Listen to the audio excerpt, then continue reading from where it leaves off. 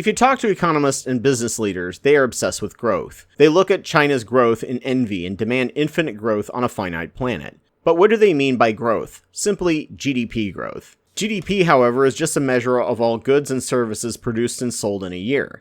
Another way to think about that is it's a measure of all money that changed hands per year. It doesn't say how the money was spent or if it went to things to improve people's life, just that it exchanged hands. It doesn't say whether the goods or services improved anyone's life, but that they were produced. Why is the business class so obsessed with GDP growth? Well, because it means that their investment will also go up, and because there is always a middleman and profit motive, there must always be more than there was last year. A forest fire or natural disaster boosts GDP. It destroys things people had and forces them, or FEMA, or the insurance companies to spend more money on goods and services to rebuild. This is hardly what you would consider a good thing, because GDP must always grow, we must always extract more and more from the environment and workers no matter what. By this logic, climate change increases GDP growth. In 1973, Kenneth Boulding stated, "Anyone who believes that exponential growth can go on forever on a finite world is either a madman or an economist. Nothing since has changed." In developing nations, GDP growth is amazing and helps people build infrastructure and goods and services they want and need. However, at a certain point,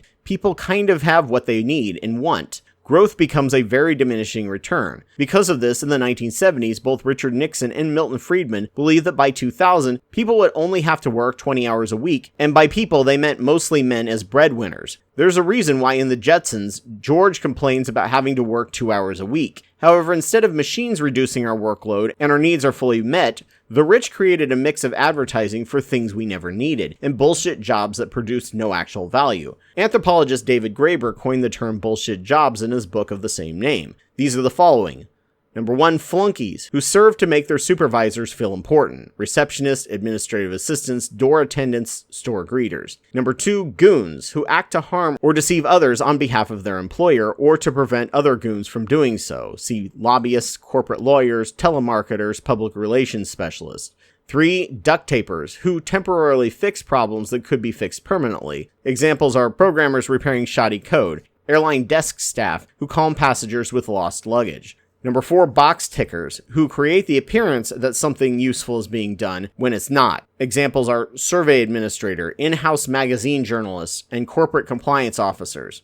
And number 5, taskmasters, who create extra work for those who don't need it, i.e. middle management and leadership professionals. None of these provide any real value to the world, but they are created jobs because they sure couldn't pay people more for less, never mind that worker efficiency and CEO pay skyrocketed, while our salaries haven't budged much at all and inflation has skyrocketed. This is because of Reagan, Thatcher, and GE's CEO Jack Welch, and the rise of neoliberalism, which enslaved us all to more work and less pay, and more middlemen everywhere jacking up more prices. Prior to Reagan, advertising on TV was fairly regulated, but with Reagan, all bets were off the table, and the shameless brainwashing of the public that they needed more and more went through the roof. Prior to Reagan, companies bragged about how much tax they paid as a civic duty, and while they were always at odds with the unions, at least pretended to claim that unions were good. This all ended with CEO Jack Welch of GE, who created a tier system where the bottom 10% of workers must be fired no matter what on their tier ranking. This meant that everyone in your job was a competitor and you trusted no one, damaging both social cohesion, making for productive workplaces, and worker solidarity. Both Microsoft and Meta used this system, creating a ton of stress and disharmony in their workplaces. From the 50s to the 70s, unions, for all their flaws, forced pay to match productivity, however only to around 1/3 of the population, creating a new class difference. This divide allowed Reagan to come to power and vilify unions, and after his crackdown on the air traffic control strike, unions lost a lot of power to protect their people. After this, America's pointless buying expanded and bullshit jobs increased. This was a mix of status symbol to other companies, a sign that they were doing well to investors, and a way to squeeze more and more money out of people that had no reason to spend more money. Meanwhile, the quality of life for the average person began to slowly decline at a rate akin to the speed of climate change until it increasingly accelerated to a breaking point. Add NAFTA and globalization to this, and suddenly you had a crisis that was often targeted at people on welfare and immigrants, the people who have the least power about this issue.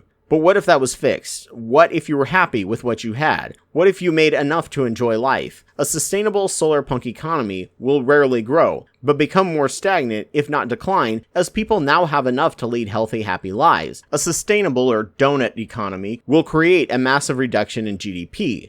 Waste stops being a thing. One less car sold, one less pipe laid to get a low tax density area without some tangible benefit. Eliminating these wastes and perceived needs and jobs that are all BS, and raising wages to match productivity will cause a contraction in the economy, or as we refer to it, degrowth. We are sold that we need to work jobs that we hate, commuting to work in drudgery, to buy stuff we don't need and will never need, treating many permanent goods as disposable. Literally every part of Solarpunk would cause a reduction in GDP or degrowth. You sell your car because public transit is so affordable and good, GDP declines. You free cycle or upcycle something that would have been bought, you hurt the GDP. Group garden or bulk cooking or buying, you just hurt GDP. Switch to free and open source software or social media, you hurt GDP. What kind of heartless monster are you, killing jobs and putting people out of work? However, with decent unions and labor laws, this would not be an issue, and income would match productivity and CEO pay instead of remaining static. People could work less and do more for their community, creating sustainable communities and reducing economic waste and creating social cohesion and ending the loneliness pandemic. Many hate the term degrowth because it implies that a quality of life should drop. That is the opposite of reality. Degrowth eliminates waste in GDP, which will reduce GDP technically, creating a recession, but that's fine because people are now paid more and inflation also remains static or very low. Less money is now changing hands and less goods and services are being produced because they are pointless and make no one's lives better. With the Solarpunk shift from the purely market economy to a hybrid with a gift economy, where mutual aid is just a fact of life, quality of life will improve while GDP drops like a rock.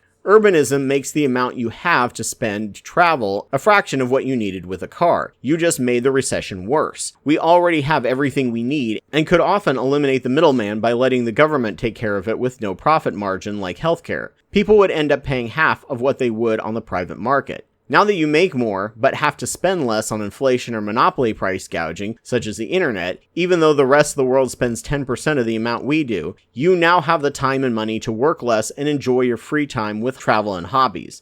Degrowth is confusing because it involves spending less, using less, and earning more, still having a better quality of life. However, it is the only way we can tackle climate change and stop as well as reverse it. Being better stewards of the planet will require a lot less rebuilding. Using indigenous forest practices of controlled burning instead of extractive practices will reduce forest fires. Eliminating fast-growing trees in the southwest that suck tons of water and letting native trees thrive will drastically reduce the need to rebuild and firefighting equipment. Eliminating lawns will destroy an entire job in the economy of lawn care. Urbanism will reduce car stress, drop the cost of housing, reduce commuting costs, and reduce need for infrastructure to places it's not needed with low taxes. It will also lead to less accidents and deaths, which will reduce car sales and surprise funeral costs further. A nationwide free cycling and repair industry would drop spending on new things drastically as less ends up in the landfill and less is bought. Repairability and durability standards would temporarily increase GDP as quality goods more on the front end and new industry of repair folks would be created. But over time, with quality over quantity, less money would be required to change hands, causing a steady decline in GDP. Buying less or sharing, reusing, and altering clothes would drop GDP on buying. Recycling systems would ramp up, but the profit margin on them would be tiny compared to the extractive industries of the day.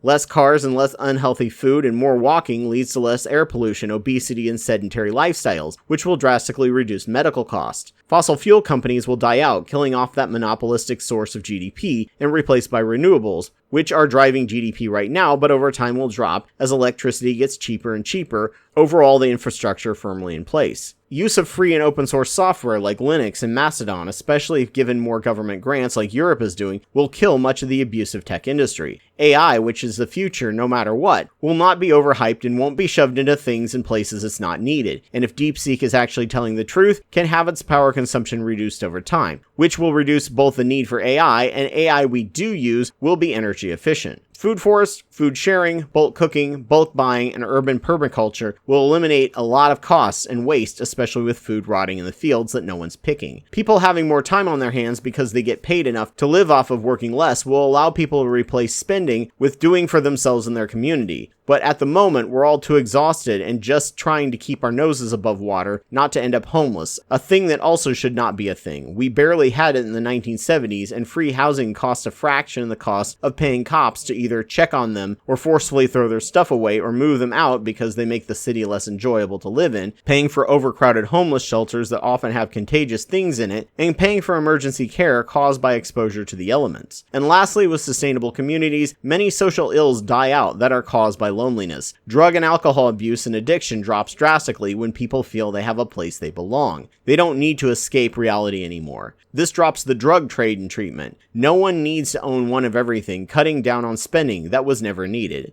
GDP drops. At a certain point, we will reach an equilibrium, and GDP will most likely stay static as it stops growing, but also stops shrinking. There will be little spikes here and there when there's new technology coming online, but growth that we know will no longer be needed. 80 to 90% of the economy will be circular and local. Tourism will most likely boost now that people have time and money to do so, but if electrified high-speed rail is everywhere, the cost of travel will be a fraction of what they are now. Trade will still exist between nations, however, the trade will be fair instead of exploitative. China in the future, even if their workforces are well paid, will still have a manufacturing geographic advantage over the US, while the US will continue to have an agricultural advantage over them, which will facilitate trade so that we don't spend a ton of money on trying to diversify pointlessly when trade lowers costs by specializing in what we can do best. Trade promotes peace and cooperation, which ensures that everyone gets to enjoy global stability. This drops the number of wars for resources, which drops the spending on military-industrial complex, drastically dropping GDP. When a nation is content with what it has because it has enough to be happy, their GDP makes them appear poor when they feel much richer. Money has and always will be a tool to make people's lives better. Money, however, for the sake of money, loses its humanity and its entire purpose of existence because hoarding by the powerful is not spent to bring joy to people. It's extracted from people through rent-seeking and exploitative practices. The point of money has been drastically lost and corrupted to be replaced with a tool of oppression. This is what degrowth is. More money for the little guy, less need for goods. A static amount of goods produced to replace the old ones that are unrepairable and obsolete through new technology and not planned obsolescence. More free time to do for yourself and others what is currently wastefully used with money and a sense of belonging, increasing happiness, safety, and freedom you never thought possible. Temporary growth can be good with new tech. Infinite growth on a finite planet, however, will kill us all. The dreams of the rich and the economist madmen getting richer as we get poorer, while our planet dies around us, and they win with the most money in the survival bunkers. Thank you for watching. Please like, subscribe, and share. If you wish to be a part of this project, or want your Solarpunk art displayed discussing any of our main points of focus, please send everything to solarpunkusa@proton.me. There is also a Patreon link for my main channel if you like what I'm doing. For the first section involving community building, this channel will be run directly by myself. After that point, I hope to make this a collaborative project with many people involved, including voice, information, and editing to make this a robust channel that can spread and grow.